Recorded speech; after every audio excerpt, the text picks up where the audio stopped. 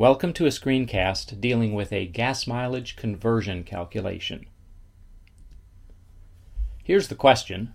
We have a Ferrari 458 traveling at 185 kilometers per hour using gasoline at a rate of 17.3 liters per 100 kilometers, and we would like to find out what this corresponds to in miles per gallon. Notice what we're going to do here is kind of our usual method of seeing what information we have to start with and then heading towards the desired result and figure out how to connect the dots to get from one to the other.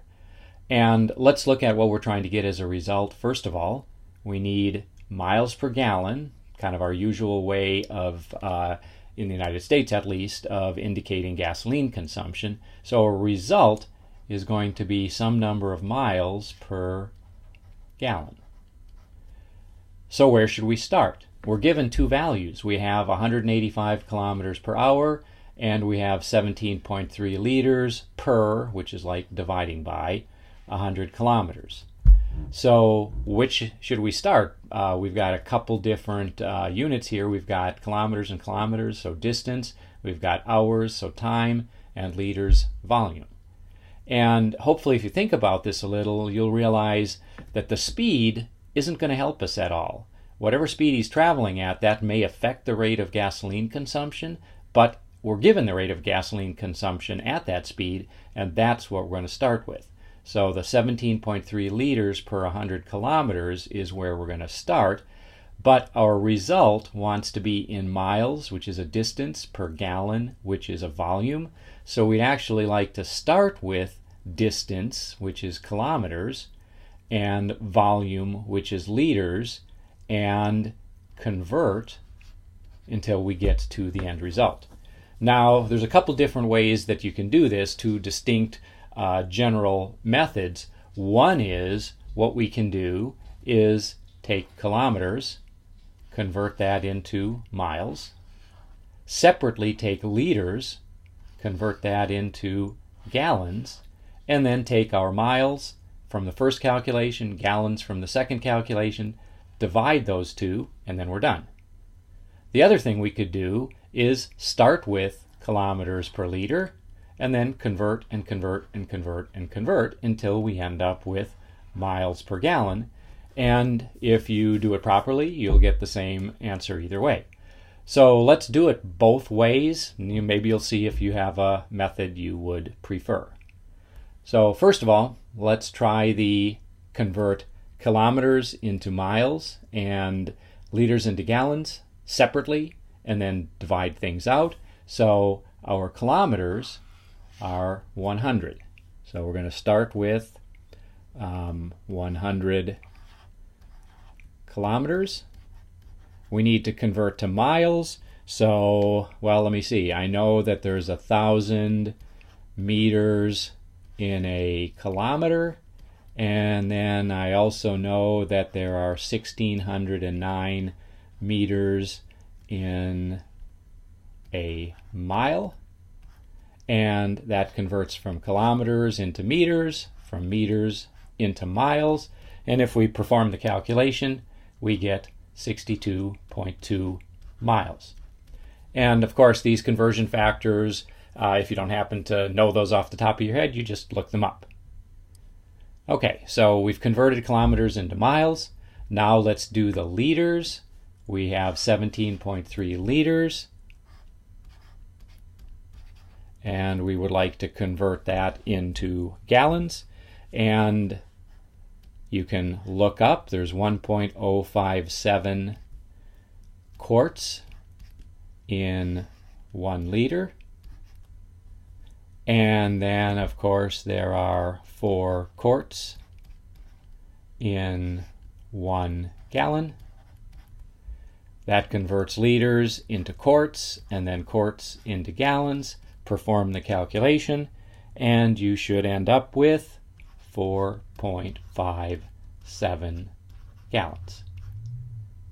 And of course, now what you've got is your distance in miles, your volume in gallons, and if we simply take the two and combine them and divide, then 62.2 miles over 4.57 gallons works out to be 13.6 miles per gallon, and that is our end result, answer to the question.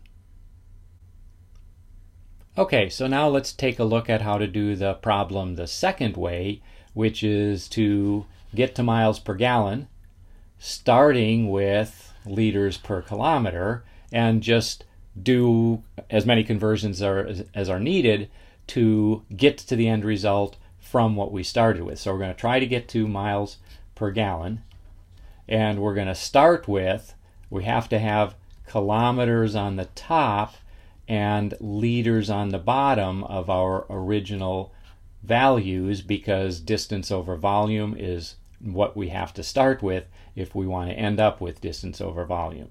And then we'll do a conversion factor, another conversion factor, another conversion factor, however many it takes until we eventually get to our final result. Okay, so let's see how this works. We have a starting value of 100 kilometers per 17.3 liters.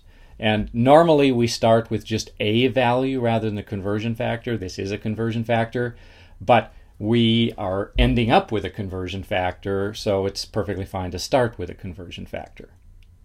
Okay, so we just pick something, let's say kilometers, and let's start converting, and we're going to try to convert kilometers into miles, and we're going to leave the liters alone.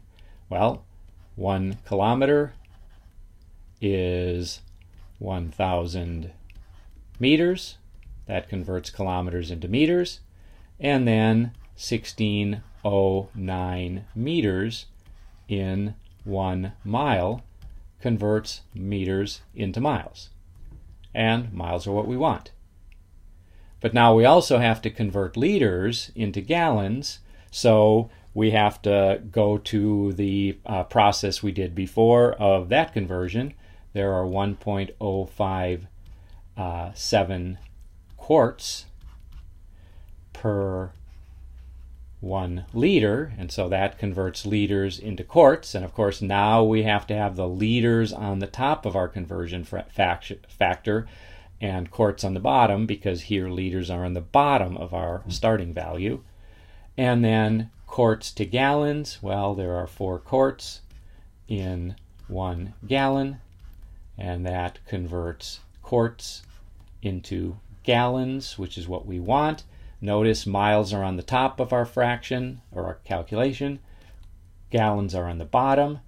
And so if we take 100, divide by 17.3, multiply by 1,000, divide that by 1609, and then divide that by 1.057, what we end up with is, not too surprisingly, 13.6 miles per gallon. Same value as we got by separately converting kilometers into miles and liters into gallons, and then dividing the two to get miles per gallon. So you might find one of these preferable to the other. Either way works fine. If you can learn how to do both of them, that's great as well. But often multiple different ways to go from starting to ending via conversions. The process is always the same, the basic idea is always the same, but of course you could do things in slightly different order, or of course obviously with different specific conversion factors as well. And just as a note, this method of solving problems using conversion factors or dimensional analysis, whichever you would like to call it, is really useful and powerful. It's a way to get answers even if we don't know the appropriate equation. You can do lots of calculations just simply by use of conversion factors or dimensional analysis methods. So it's very good to practice this technique, pay attention how you set things up, show all your calculations, show your units, do the sig figs correctly, etc. And that'll really benefit you in your chemistry course. And that's it for the gas mileage conversion calculation.